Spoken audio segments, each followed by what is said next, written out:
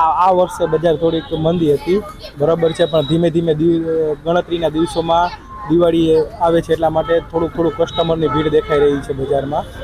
અને રંગોળી કલરમાં પણ તમે જોઈ શકો છો કે બધા કસ્ટમરો લે છે રંગોળી કલર. અને આજ પહેલે ગઈ વર્ષ કરતાં થોડીક મંદી છે બજાર. અને પ્લસમાં કે મારી પાસે જે કલર છે, જે મેઇન કલર છે 12 કલર, એ વધારે ચાલે છે.